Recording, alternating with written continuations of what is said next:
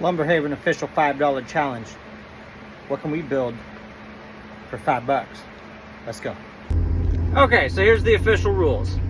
Paint, stain, screws, brad nails, wood glue, all excluded.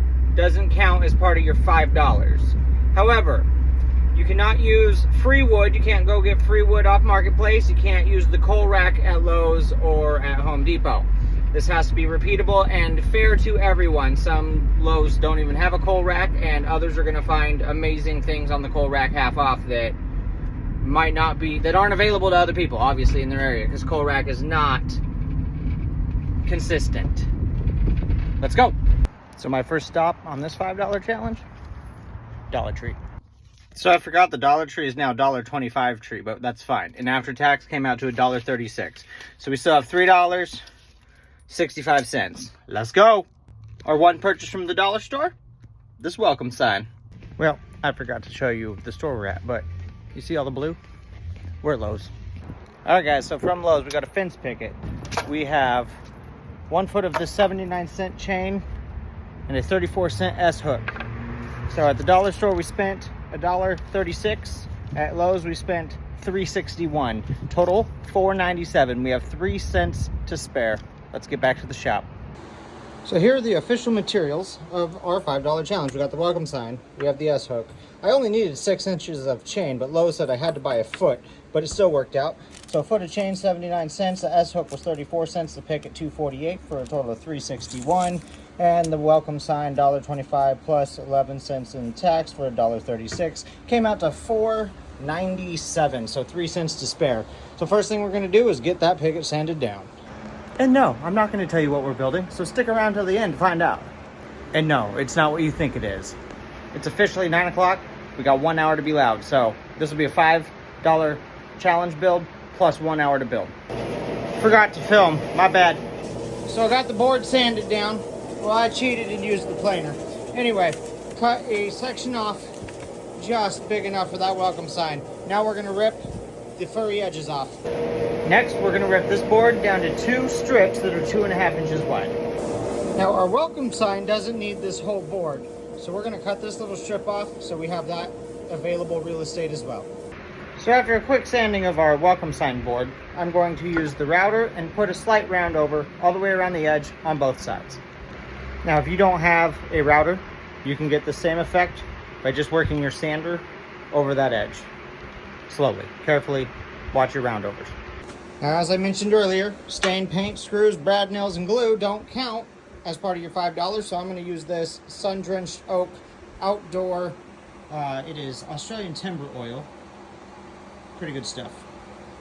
Now, you can use a brush, but I personally prefer old t-shirt material for when you're staining.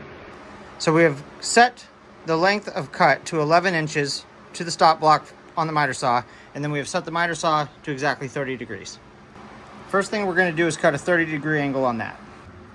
So now with our board cut, we're going to flip it over, bring it to the stop block, and cut it again. So both angles are facing inward, and we're going to get 8 pieces like that. So 4 out of this one, 4 out of that one. So with 2 of the pieces we just cut, since they're exactly 2.5 inches wide, we want it to be about 2 even pieces, as wide as possible. We got to factor in the kerf of the blades, so we're going to go to 1 1/8, and it'll give just a sliver off the second piece. Now with these 4 pieces, we're going to jump back over to the miter saw, but we're going to set our bevel to 15 degrees. So we're still at the 11-inch mark. We still have the 30-degree mark, but now we set our bevel to 15. So after cutting your first bevel, you're going to flip it over, and you're going to have to eyeball this one because you want it to come just to the edge down here. So you'll have to sneak up on the cut. So I'm going to start here, cut a little off, slide just barely over until I am getting the bevel just to the very edge at the bottom of that piece of wood. While I have an original design, I'm doing a lot of this and a lot of the cuts and measurements right out of my brain as I go. So I actually needed 1 more piece that was just like the 8 we originally cut, so I actually needed 9. Well, my apologies, my phone died. So out of that 9th strip that we just cut, I cut 2 1-inch strips out of it, and I'm even reserving this little teeny skinny piece. Not sure why yet, but we might use it. Then out of the remaining 2.5-inch piece, I also cut two 1-inch strips, and I think they're 14 to 15 inches long, and also kept that skinny piece. Moving on.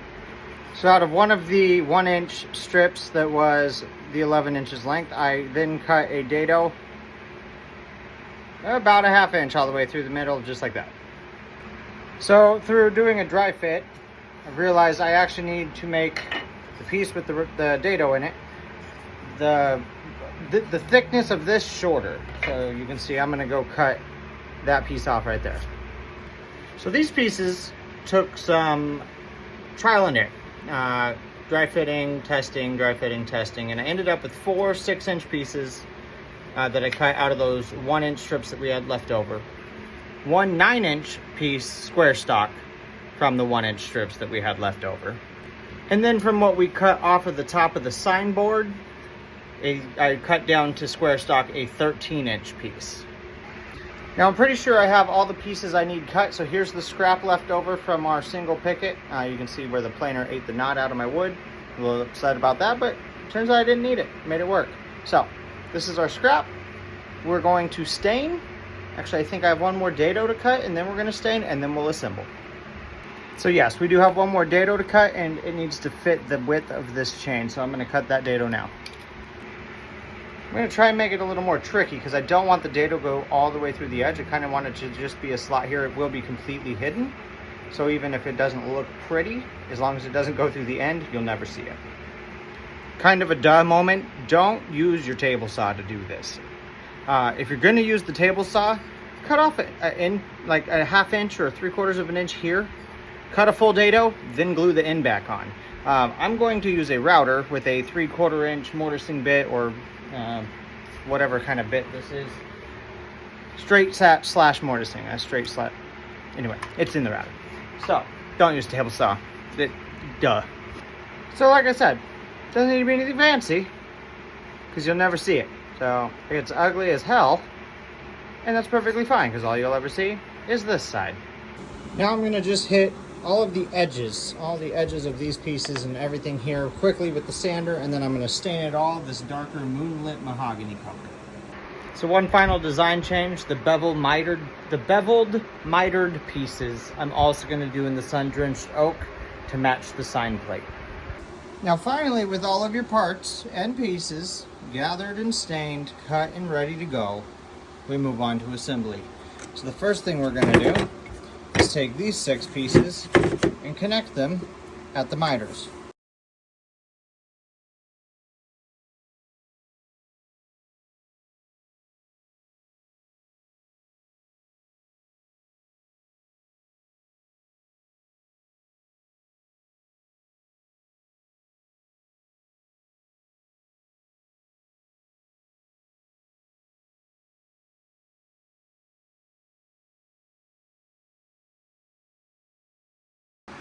Now we have a hexagon. For added stability, I'm going to be adding some of these 1-inch deck screws, probably 1 on each joint. So next, I'm going to take the S-hook pair of channel locks and squeeze one of these almost all the way closed.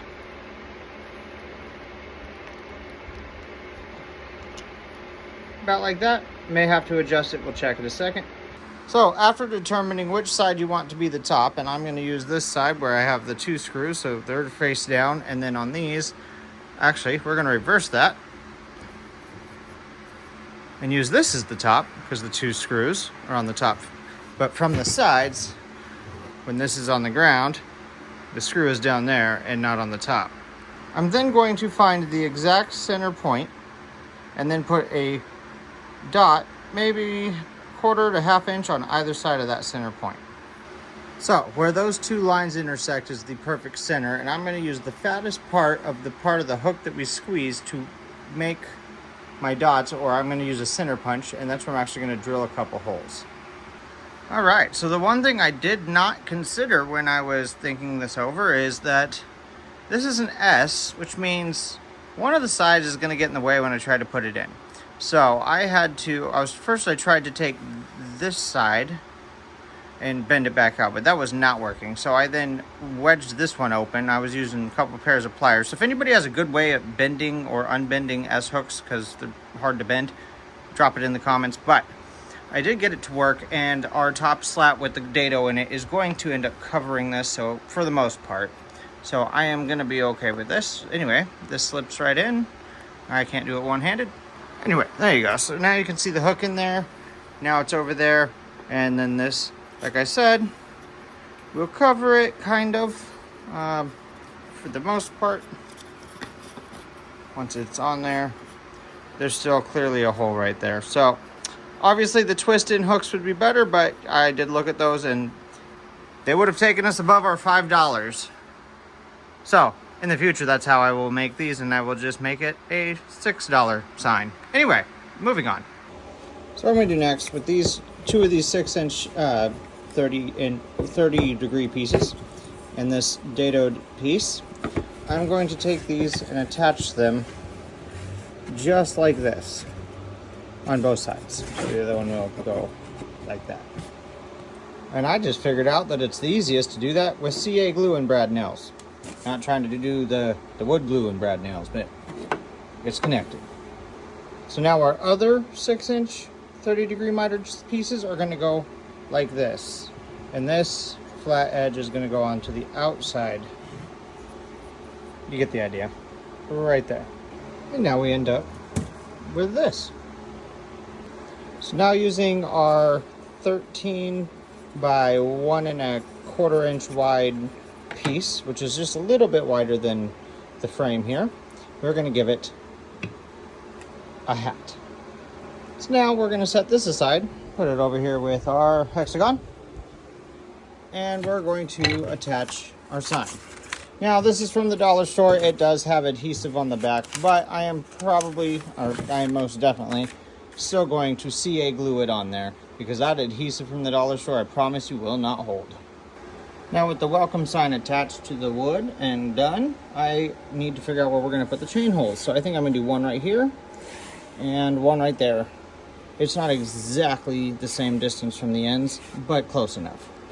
Now, using some wire cutters, I'm going to attempt to cut this chain link. So I was able to cut that piece off.